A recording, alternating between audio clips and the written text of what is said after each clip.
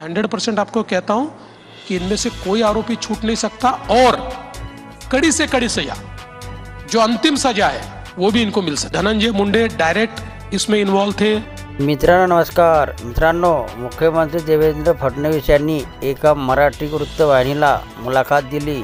त्यात त्यांनी संतोष देशमुख हत्याकांड व धनंजय मुंडे यांच्या राजीनाम्यासह विविध मुद्द्यावर विस्तृत भाष्य केले। ते म्हणाले, धनंजय मुंडे यांचा राजीनामा योग्य वेळी झाला की चुकीच्या वेळी झाला याच्या चर्चेत मी जात नाही, कारण राजकारणात पहिला दिवस असो की शेवटच्या लोकांना जे बोलायचे असते ते बोलतात। फोटो आले, ज्या प्रकारे हत्या झाली आणि हत्येचा मास्टरमाइंड ज्याला म्हटले गेले तो मंत्र्याच्या इतका जवळ आहे, तर मंत्र्यांनी नैतिकतेच्या आधारावर राजीनामा दिला पाहिजे। पण आघाडी सरकार आहे, त्यामुळे निर्णय घेण्यास उशीर होत होता। पण अखेर आम्ही फॉर्मली डील केले आणि त्यांनी राजीनामा दिला। मुख्यमंत्री पुढे म्हणाले, लोकांना सिस्टम अर्थात व्यवस्था समजत नाही। ज्यावेळी ही घटना घडली त्यानंतर मी त्यांची CID चौकशी लावली होती।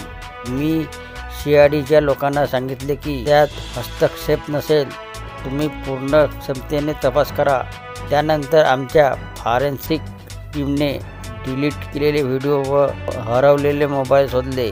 त्यांनी पूर्ण डेटा दिला, त्यामुळे फोटो समोर आले। ते फोटो कुणी शोधले नाही, ते चार्जशीटमधील आहेत। CIDच्या कामात कोणाचाही हस्तक्षेप झाला नाही। या दिवशी चार्जशीट दाखल झाली त्यावेळी मला कळले काय तपास आहे।